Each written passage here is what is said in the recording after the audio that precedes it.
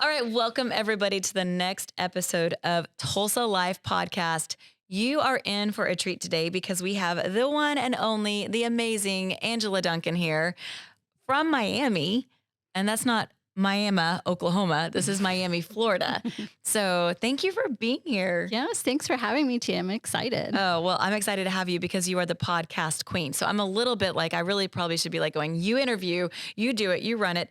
But you don't get to be on this side of the microphone much. No, and I'm very nervous actually being on this side. Oh, stop it. Stop it. So you are, let's give everybody, give the listeners and the watchers just a little bit of information about you, who you are and how amazing you are.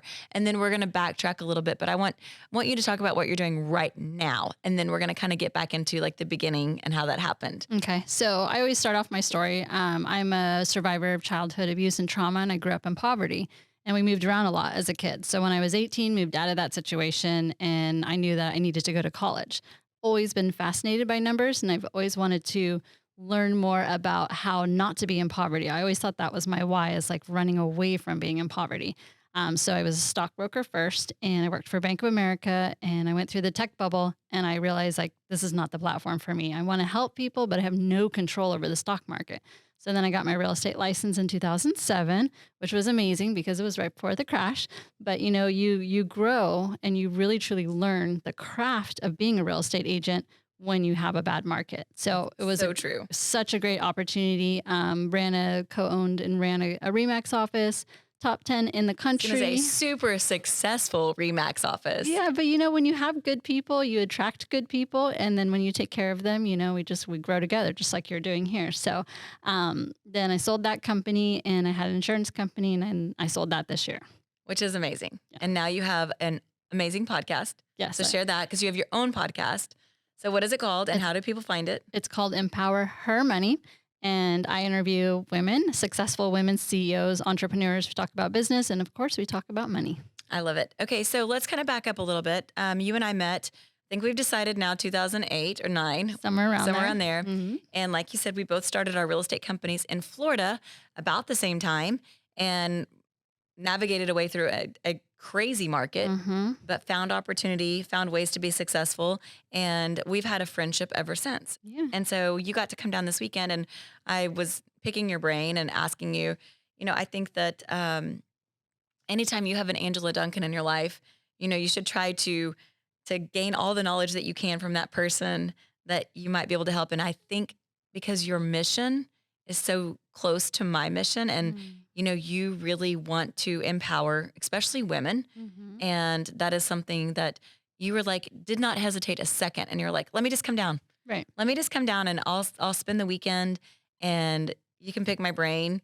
I'll give you basically all this free knowledge. And I'm so grateful for that. But I think that speaks volumes to the person that you are and why you are on such a mission and why it's becoming so successful. Yeah. So number one, thank you. Thank you for being here. Thank you for giving me your time. I think I did invite myself. So that's, you know. I don't think you did. Ask. I think it was like, yeah, I can come down. Would you rather me come down? I'm like, yes, please do. So thank you for that. So let's back up a little bit because I like how you started this out, because I think there's so many people that can relate to starting out in really hard, dark circumstances. And that does not have to define you. Right. So it's the saying, it's like, do you choose to be a victim or a victor? And I just knew I didn't want to live a lifestyle that I had grown up in. And so you have to figure out why and become a student and, you know, figure out what is your lane? What is it that interests you? And because I knew that numbers for me always interest me, then that was what I was going to study. I was going to figure out this money thing because I never wanted to be in poverty again. And I think this past year when I wrote my book, Empower Your Money, my why kind of shifted, or maybe it's always there and I just realized it was something different. Yeah. So for me, thinking back, like if my mom had better financial education, or at least had a job or a business, she wouldn't have stayed in that situation. And then I wouldn't have endured the abuse that I did. And then I'd think about, like, there are so many women that are stuck in situations that they don't know how to get out of because they don't have money to do it. And so if they had just a little bit more money education, then they wouldn't stay in that abusive situation. And I love how you're saying that, money education, because we live in a very rich environment, and we have heard this all weekend long, which I think has been really cool that talking about your mission, kind of what motivates you. I think that we talk about money being a motivator, and it's usually not money. Mm-mm. It's usually what we feel like money gives, Hmm. whether it's security, things. I think, Freedom. yep, freedom. Hmm. I think for you and I, we come from a kind of a similar background. Hmm. Similar. I say You this all said the time. I think I said it right. it. Um, where I didn't have the exact same story or the same trauma, but I also think that I had a little bit of that poverty mentality and that mindset. And coming from a scarcity mindset instead of something that's like empowering and educating, those changes of those words and mindset is everything. Hmm. And so I think what you're doing and promoting is so smart because it's like we're not just talking about I love money. Right. It's let's go a step further. Let's empower that. What does that Hmm. mean? Hmm. So share a little bit too. You shared with the team today, and I think that somebody that had been on your podcast actually kind of helped you Hmm. get to this place as well and recognize some things. So kind of share a little bit about that gratitude, scarcity, understanding wealth Hmm. at the basic level. Yeah, because money mindset is a skill, it's a tool, but you have to practice it every day. So especially when you come from a different background and you're trying to change the way that you think or replace the way that you think, that thought may always be there, but then you have to recognize it and turn it around. So yeah, so what we were talking about is being grateful not just for what you think is abundant in your life, but what we have is so abundant to the rest of the world. Running water, being able to go get gas at a gas station, having food available at a store. So many things like that that people in the rest of the world don't get to experience. Just being grateful for that. And I think, it sounds kind of funny and I laugh when I do it, but like I do say, thank you, car, thank you, credit card, thank you, food, because it's available and it's there for me. And so many people don't think about being grateful for those little tiny things because we have it every day. Imagine you go to a restaurant and they fill your cup with water and you don't drink all of it. Like that could be so wasteful to somebody else in another country, but it's just We normal for take it for us. granted. Hmm. Yes. So we went to Life Church this weekend. Hmm. It was your first experience at Life Church. Yes. And first of all, what were your thoughts going into it? Because it was like loud. Yeah. And they're like, what am I doing here? No, it's just like my church back home. Okay. It's like you're in a LA movie festival or something. Yeah. Yeah, I love it though. You need the energy because that's the feeling. When you tie the feeling to the belief, then it sticks longer. that's true. That's Hmm. good. But even the sermon that we listened to, Craig Rochelle was talking about how rich we are. Yeah. And he's like, we're sitting here, we're going, oh my gosh, we've been talking about this weekend. And he's talking about everybody in this room is rich. Right. Like everybody is rich. Some of us are different levels Hmm. when you're talking about money, but I loved his example was like some of us are rich and we can make coffee at home. Right. Like we have a thing that makes coffee that uses fresh water that you can actually make coffee and you can put cream in it. You Hmm. have, sugar that you can, and he's going on and he's like, and some of us Hmm. are so rich This is us. that we can have somebody else make coffee for us and Right. we pick it up on our way into work. Hmm. And, even just thinking about that, I think that we want to always be grateful and we're like, oh my goodness, I'm so grateful because of X. And it's usually something that's big. Hmm. And it's usually our gratitude comes from saying it's something big that's happened, but breaking it down. And that's really helped me this weekend is just breaking it down and recognizing how grateful we should be, how blessed we are, and how rich we are. Hmm. And I really think it's funny that we're talking about richness, empowering, Hmm. money, all of those things, and that it's not a bad thing. No, and I think it comes a lot from our society. So I've done mission trips. Like we went to Mexico and did a mission trip, and I took our daughter with us, and we just walked the streets because I wanted her to see what other people live every day Yes. versus what we get. And these kids, we went to an orphanage and we Where were were doing you? just outside of Cozumel, but Okay. like on the non-touristy side. Mm-hmm. And So so Mexico, yeah. yeah, so we went and we visited an orphanage there and we were doing some like labor work, right? And these kids were just so happy. They had no TVs, they didn't have brand name anything. They, lived in this group home with a fence around it that had to be very secure so no one can get into it. But they were just happy because they didn't know any different. Right. And then when we're walking through the streets and seeing people who sleep on the floor, some of them didn't have windows, they don't have AC units. We stayed in like an Airbnb where we had to time to get hot water. It's like so many things that you have back home, but now you realize that other people don't have it and they're still so happy because they just don't know any different. Yeah, they haven't been exposed to all the things now that we take, like, not even for granted, but that we should just assume that we have. Right. It's like, I mean, if somebody told us that we didn't have indoor plumbing, Mhm. I would have a major problem with that. I'd be Right. like, wait, what? Like, Yeah. I'm going to do what, where? Yeah. And, but that's, like you said, that's just life. Yeah. It's And normal for us. so everybody, I think this too, everybody in those people look happy.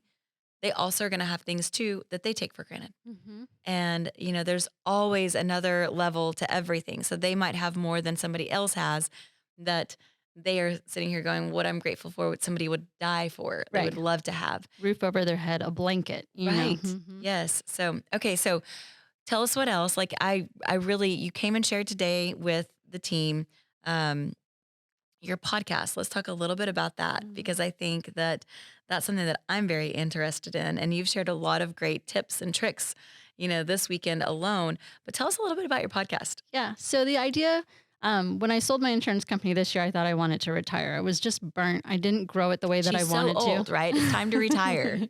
But as a business owner, if you don't put the right people in place, it can be overwhelming as a business owner. And I was tired. So I sold it and I took some time off and I thought, oh, it'd be fun to do a podcast because everybody has a story. Everybody knows something about money that they can share. And they don't oftentimes think that it would help anybody, but really it does. So I wanted to have a platform where I can help other people share their stories and help the listeners learn more about money that hopefully relates to them in their everyday lives because I might be at a different place, but someone else had to get to that place. That's right. So give me the steps that you took to get there so that we can share it with everyone and just have this, free podcast platform that you can just listen to and get the information. You're in the car, maybe you're just taking a walk, you're waiting for your children, you know, consume good information so that you can continue to be a student as well. And you're really good at that. Like, you really don't watch a lot of TV. Not at all. And I mean, you stayed at my house this weekend and we were talking because you have routine, you have things that you try to get done. And so when you have somebody at your home, it's different because you're going, Mhm. okay, I'm gonna be intentional about giving that person time and being available. And so it changes things. So, I didn't watch any football this weekend hardly. And that is so different than Right. what usually our weekends look like.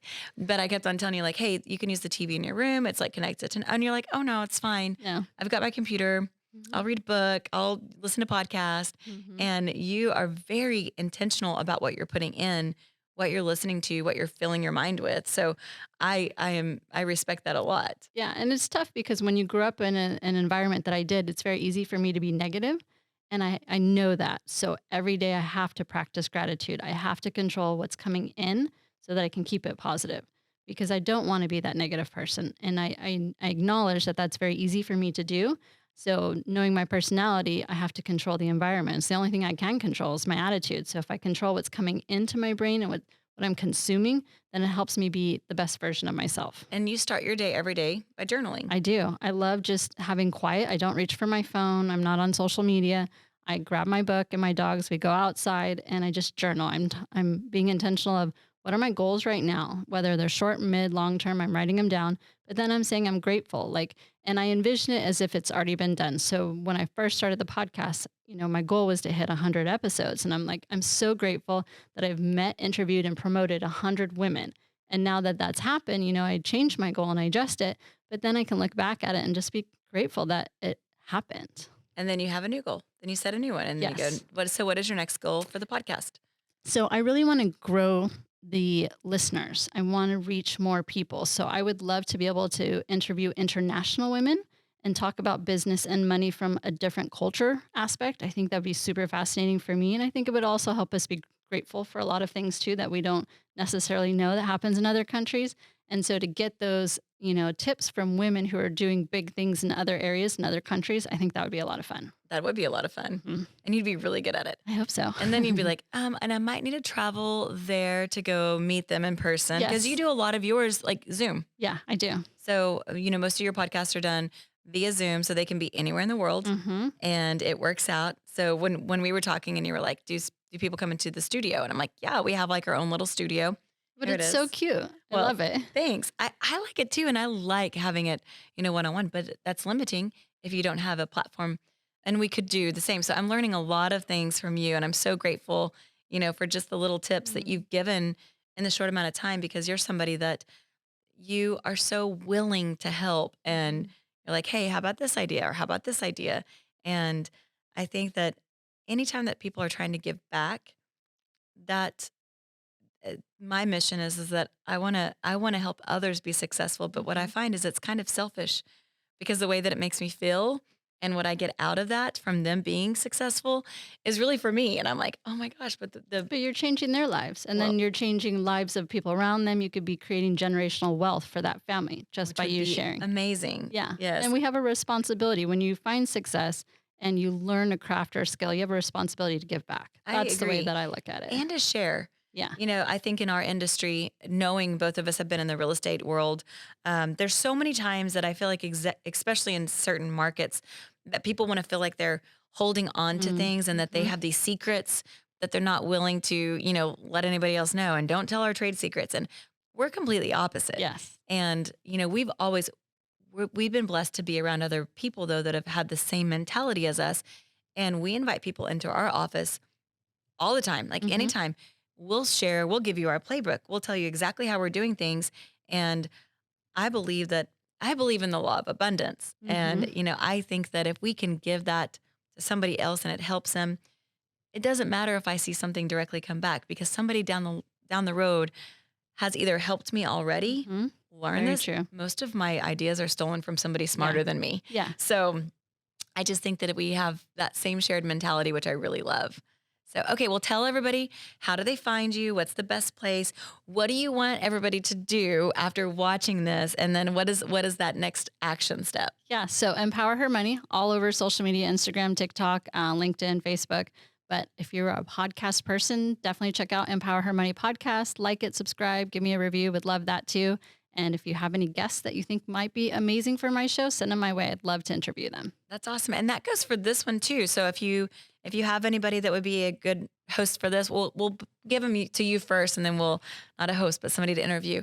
But we'd love to do that too, because you're teaching me, how do we leverage our podcast better? How do we get it out for more people? Mm-hmm. So same thing. I'm gonna say it again. Like, go to our YouTube channel is really the best thing, is to go like and subscribe. And if you can write a review. I don't even know if that's a thing on YouTube. You can thumb up on YouTube. Yeah. Thumb up on YouTube. Okay. So we're learning together, and I appreciate all that you've already taught me. And thank you for being here this weekend, and thanks for being on the podcast. Thank you. All right. We'll catch you next time.